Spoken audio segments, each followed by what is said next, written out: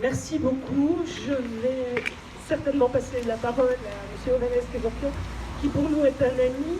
Nous avons voyagé, je vois certains qui sont là, en République du Haut-Karabakh en 2015, avec M. Laragon aussi, et quelques membres du conseil municipal. Toros avait offert une sculpture, j'espère, c'était l'infini, c'était une amitié qui scellait un peu cette France et la République du Haut-Karabakh. Donc voilà, c'était un souvenir ému d'un instant passé. Merci à tous.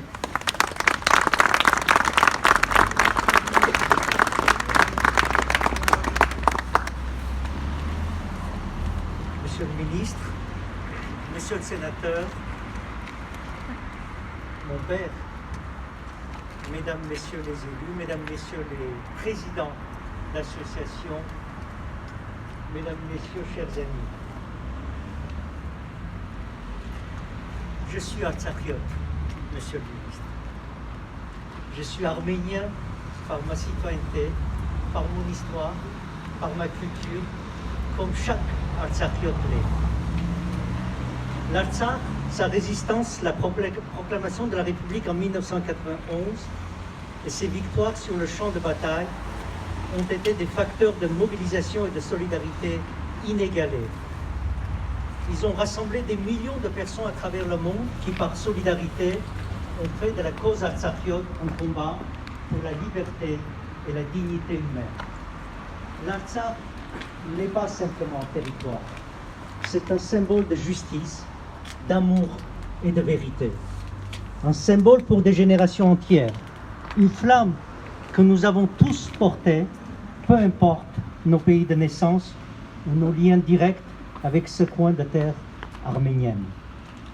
Nous avons soutenu l'élan vital des artsakhiot en reconnaissant leur attachement profond et indéfectible à leur terre.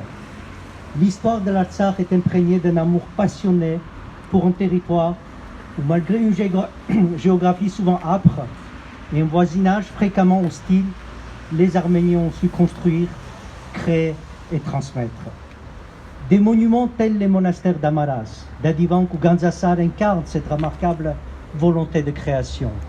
Édifiés avec un dévouement inébranlable, ils ne sont pas seulement des lieux de culte, mais aussi les gardiens vivants d'une histoire et d'une identité plurimillénaire. Nous avons soutenu la résistance artsakhiot car elle incarne la quête d'une justice. L'Artsakh, c'est avant tout sa population. Une population discriminée pour ce qu'elle est, arménienne. Durant l'époque soviétique, les artsakhiot ont été les victimes silencieuses d'une injustice imposée par l'histoire. En 1921, une décision des autorités bolcheviques a rattaché ce territoire à l'Azerbaïdjan. Cette décision politique a été prise contre la volonté des artsakhiot et a été acceptée par faiblesse par les autorités arméniennes soviétiques. Ce qui aurait pu être une erreur historique à corriger par la justice est devenu avec le temps un dogme sanctifié sous le nom intégrité territoriale de l'Azerbaïdjan. Nous avons choisi de soutenir la quête de vérité historique des artsakhiot, une vérité qui rappelle que les Arméniens sont présents sur cette terre depuis près de 3000 ans, façonnant et enrichissant son identité culturelle et spirituelle. C'est l'amour indéfectible pour la terre et la culture qui a permis aux artsakhiot de triompher de la violence et des oppressions. En 1991, les artsakhiot ont même bâti un État. Cet État n'était pas seulement une entité politique, il était le garant de leur survie. Dans cet État, les artsakhiot pouvaient enfin apprendre leur langue arménienne, l'histoire d'Arménie, et servir leur patrie sans crainte, alors que cela leur était interdit sous administration azerbaïdjanaise. Pour ce faire, ils ont payé un prix incommensurable. Chaque famille artsakhiot, sans exception, a été marquée par la guerre. De génération en génération, ils ont connu le sacrifice et le don de soi. Pourtant, en 2023, après 30 ans de résistance, à la suite de 10 mois de famine imposée par l'Azerbaïdjan durant le blocus total, en refusant de céder à la peur, à la faim, à la déshumanisation, les Arméniens d'Artsakh ont fini par être exilés, déracinés. En l'espace d'une petite semaine, tous les artsakhiot, tous comme un seul homme, ont pris le chemin de l'exode à la suite d'une offensive militaire lancée par l'armée azerbaïdjanaise, survenue le 19 septembre 2023. Cette année-là, l'envahisseur ne s'est pas seulement contenté d'exercer une domination brutale. Il s'est révélé d'être un effaceur d'histoire, de culture et des traces même de la présence arménienne sur cette terre. L'exil a été déchirant, mais ce n'est ni la peur de la mort, ni la peur des tortures, de la famine ou de l'emprisonnement par le régime de Bakou qui les a poussés à partir. Isolés, tout espoir perdu d'un soutien de la communauté internationale, les Arméniens d'Artsakh ont quitté leur foyer pour ne pas devenir les témoins forcés de la trahison de leurs proches, pour ne pas être contraints de se dénoncer pour sauver leurs enfants, pour éviter la dégradation morale que la survie imposée aurait pu provoquer. Plutôt que de se perdre eux-mêmes, ils ont préféré préserver leur intégrité.